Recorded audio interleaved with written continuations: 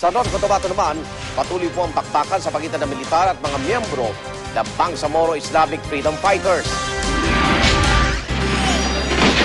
Muli na naman sumiklab ang bakbakan sa pagitan ng Bangsamoro Islamic Freedom Fighters o BIFF at ang militar sa ilang lugar sa Mindanao. Dahil sa pangambang madamay sa bakbakan, nagsilika sa mahigit 200 pamilya mula sa bayan ng Alyosan at Pikit sa North Cotabato.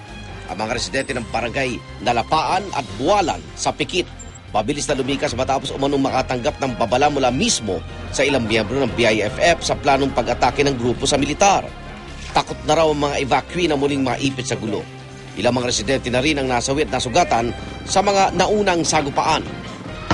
May mga sibilyan na rin nadadamay sa gulo sa Datu Saudi Ampatuan sa Maguindanao. Kabilang sina Mujahid Usman at ang 5 taong gulang niyang anak na si Asmayra sa mga lumikas mula sa bayan ng Datu Unsay sa Maguindanao.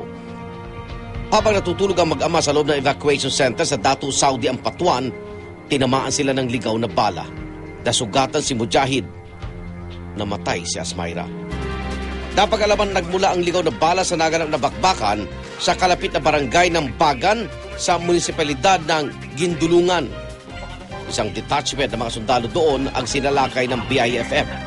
Patuloy na binabantayan ng militar ang mga lugar na posibleng pagkutaan ng armadong grupo.